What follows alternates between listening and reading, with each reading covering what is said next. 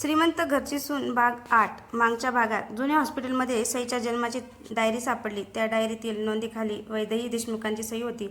नर्सने सांगितलं की सईच्या जन्माच्या रात्री वैदेही हॉस्पिटलमध्ये आली होती आणि समीरच्या वडिलांचाही त्या घटनेशी संबंध होता. पण सगळ्यात मोठा प्रश्न अजूनही अनुत्तरित होता. सईचे खरे वडील कोण? हॉस्पिटलमध्ये शांतता. नर्सने डायरी आर्यनच्या हातात दिली. आर्यन पुन्हा पुन्हा वैदेहीची सही पाहत होता. ही सही माझ्या आईचीच आहे, सईने हळू आवाजात विचारलं. मग तुझी आई त्या रात्री ते का आली होती? आर्यनकडे उत्तर नव्हतं. माधवी मात्र शांत उभी होती. नर्स तिच्याकडे पाहून म्हणाली, माधवी आता तरी खरं माधवीच्या डोळ्यात पाणी आलं. मी सगळं सांगणार आहे. समीर लगेच मध्येच म्हणाला, नाही, हे सगळं नाटक आहे. नर्स त्याच्याकडे वळली. मला धमकावून 20 वर्ष गप्प बसवलं गेलं, पण आता मी गप्प राहणार नाही. समीरच्या चेहऱ्यावर तणाव दिसू लागला. 20 वर्षापूर्वीची रात्र. नर्सने डायरी उघडली. त्या रात्री माधवीला एका मुलीला जन्म दिला होता. सईच्या डोळ्यात पाणी आलं. हो, ती मुलगी तू होतीस. नर्स पुढे म्हणाली, तुझी आई खूप घाबरलेली होती कारण तिच्या मागे काही लोक लागले होते. माधवीने डोळे मिटले. मला फक्त माझ्या मुलीला वाचवायचं होतं, नर्स म्हणाली. त्याचवेळी राजवर्धन देशमुख हॉस्पिटलमध्ये आले. सईने विचारलं, ते का आले होते? तुला सुरक्षित ठिकाणी हलवण्यासाठी. वैदेही तिथे का आली? नर्सने पुढची नोंद वाचली. रात्री 11:30च्या सुमारास वैदेही देशमुख हॉस्पिटलमध्ये आल्या. आर्यनने विचारलं, माझी आई? हो. त्या सईला भेटल्या होत्या. नर्स काही क्षण शांत राहिली. हो. सईने श्वास रोखला. मग त्यांनी मला काय केलं? नर्स म्हणाली, काही वाईट केलं नाही. सईला आश्चर्य वाटलं. नर्स पुढे म्हणाली, त्या तुझ्या जवळ बसल्या होत्या. तू रडत होतीस. त्यांनी तुला हातात घेतलं होतं. आर्यनच्या डोळ्यात अश्रू आले. मग त्यांनी मला दूर का ठेवलं? नर्स म्हणाली, कारण त्यावेळी त्यांना वाटत होतं की तुला देशमुखांच्या घरापासून दूर ठेवणं म्हणजे तुला सुरक्षित ठेवणं. वैदेहीची बाजू.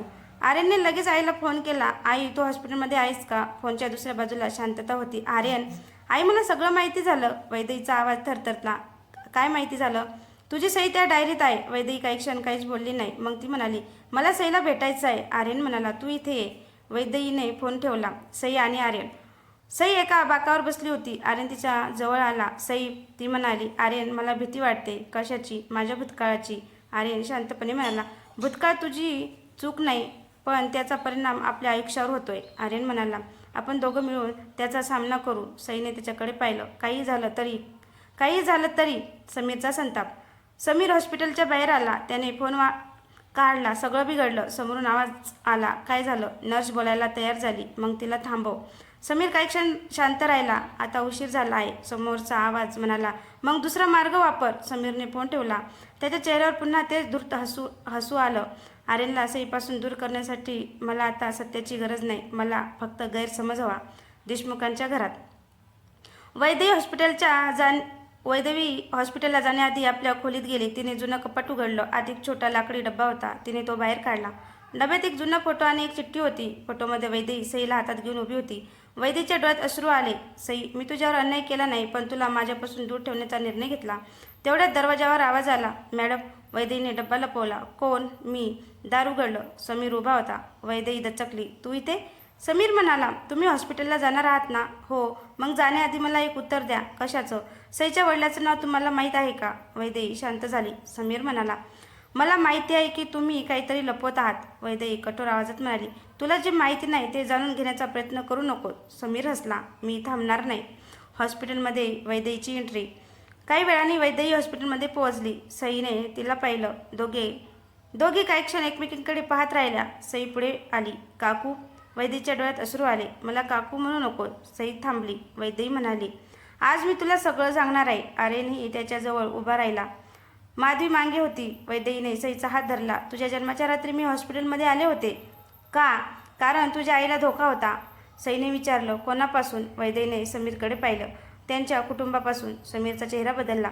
समीरच्या वडिलांचं सत्य. वैदेही पुढे म्हणाली, समीरचे वडील त्या काळात देशमुखांच्या व्यवसायात भागीदार होते. त्यांना कंपनीचा मोठा हिस्सा हवा होता. राजवर्धनने नकार दिला. मग त्यांनी राजवर्धनवर खोटे आरोप करण्याची योजना आखली. सई शांतपणे ऐकत होती. वैदेही म्हणाली, पण त्या योजनेत तुझ्या आईला साक्षीदार बनवलं होतं. माधवीच्या डोळ्यात अश्रू आले. हो. वैदेही म्हणाली, म्हणूनच तुझ्या जन्माच्या रात्री तुला आणि माधवीला सुरक्षित ठिकाणी पाठवलं. समीरचा खोटा पुरावा.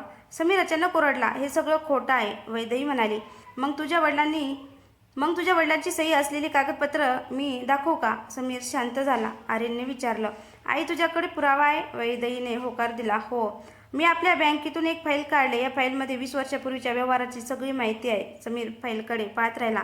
सगळ्यांना धक्का. आर्यनने फाईल उघडली. त्यात अनेक कागदपत्र होती. एक कागद पाहताच तो थांबला. हे काय? वैदेही म्हणाली, हां, त्या रात्रीच्या हॉस्पिटल खर्चाचा रेकॉर्ड आहे. आर्यनने तारीख पाहिली. ती सईच्या जन्माची तारीख होती आणि पैसे भरण्याचं नाव होतं राजवर्धन देशमुख.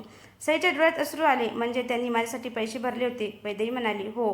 राजवर्धनचं मन. हॉस्पिटलच्या खोलीत राजवर्धनही तिथे आले. सईने त्याच्याकडे पाहिलं. तुम्ही माझ्यासाठी एवढं सगळं का केलं? राजवर्धन काही क्षण शांत राहिला. मग म्हणाले, कारण त्या रात्री तुझ्या वडिलांनी मला एक विनंती केली होती. सई दचकली. माझे वडील? राजवर्धन म्हणाले, हो, तुझे वडील. त्यांनी तुम्हाला काय सांगितलं? राजवर्धनच्या डोळ्यात अश्रू आले. त्यांनी मला सांगितलं होतं, माझ्या मुलीला वाचवा. सई रडू लागली. खरा प्रश्न अजून बाकी. सईने विचारलं, माझे वडील कोण होते? राजवर्धनने उत्तर देण्याआधी माधवीने त्यांचा हात पकडला. आता सांगण्याची वेळ आली आहे. राजवर्धन म्हणाले, तुझ्या वडिलांचं नाव. सगळे शांत झाले. समीरही लक्षपूर्वक ऐकत होता. राजवर्धन म्हणाले, विनय. सईने आश्चर्याने विचारलं, विनय कोण? माधवी म्हणाली, तो एक प्रामाणिक माणूस होता. त्याने समीरच्या वडिलांच्या गैरव्यवहाराचा पुरावा मिळवला होता. मग तो कुठे आहे? माधवीचे डोळे पाणावले. तो परत आला नाही. सईच्या चेहऱ्यावर दुःख उमटलं. एक जुना फोटो.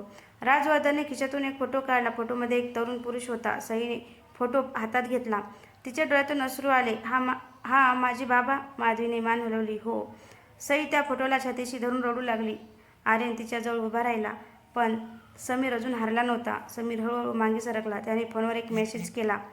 विनयचा पुरावा त्यांच्या हातात आहे. काही सेकंदांनी उत्तर आलं. मग तो पुरावा मिळव, कारण त्यात आपल्या सगळ्यांचा भांडाफोड होऊ शकतो.